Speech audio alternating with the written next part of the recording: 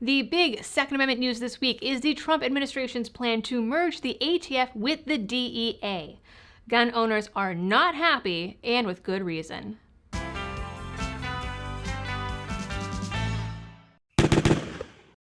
Hello everyone and welcome back to the channel. If you've been here a while, you already know this, but in case you're new, I don't believe the ATF should exist.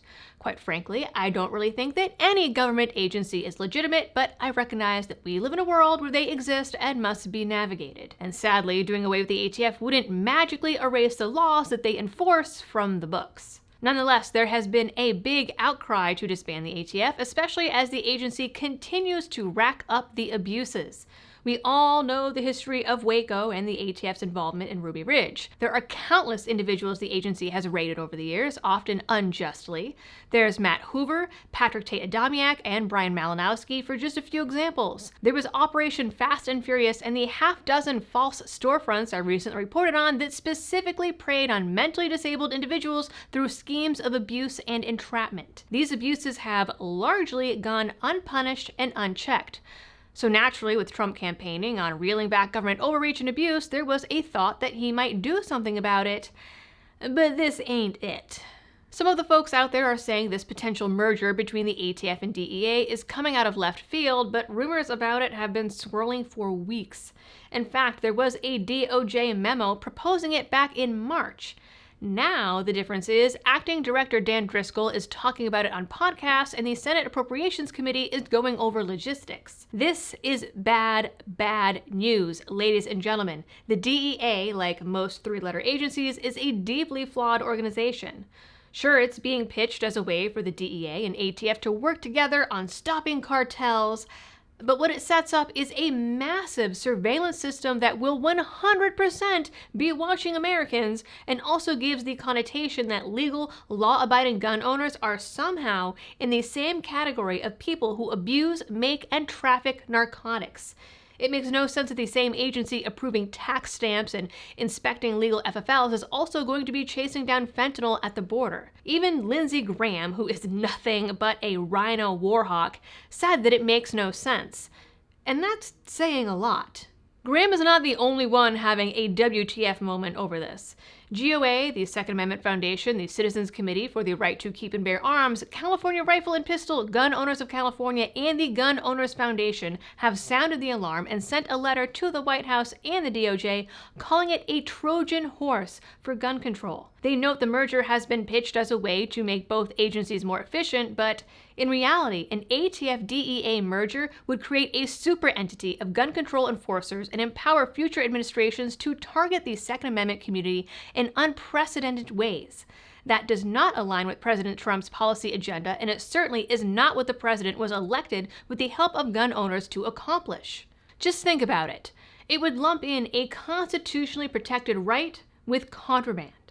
Despite proposals to slash the ATF's budget by $163 billion, giving the ATF access to the DEA's resources would effectively triple the gun control budget. The ATF has about 5,000 employees and operates on a $1.5 billion budget. The DEA is almost double, with 10,000 employees and a $3.3 billion budget. Sure, the current administration might pledge not to use that for evil, but what about the next one?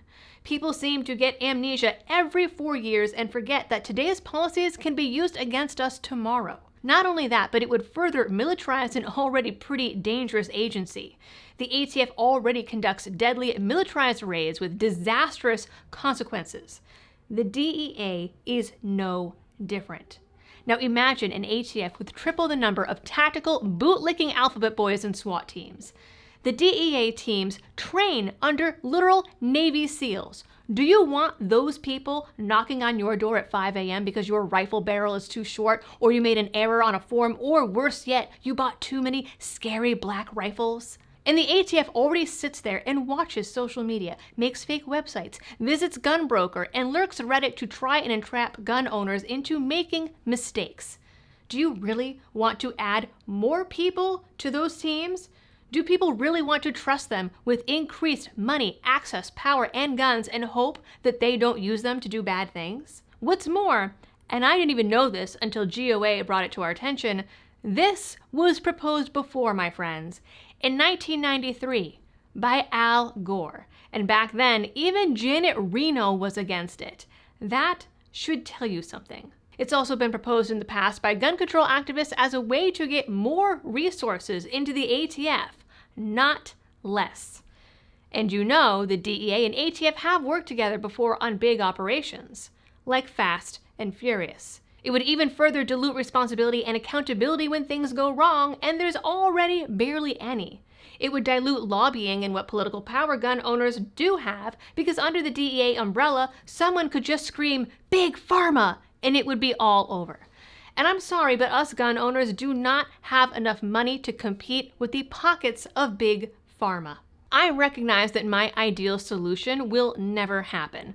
Not in my lifetime. Despite the efforts of Doge and the libertarians who made it into this administration, there is no amazing government shrinkage happening. There has been no big, small government revival. It is what it is, but if we make enough noise, we can stop this one from happening. So, gun owners, that is the one great thing that we have been doing in this administration, is making noise and making things happen. So you guys know what to do. You guys know who to call, who to email, who to bug about this, and make sure that this merger does not happen. All right, ladies and gentlemen, that is it for this video. You guys know the drill. For all of the algorithm things, please do them, especially on this video, as this is a very big, important topic. And as always, thanks for tuning in. Stay safe out there and happy shooting.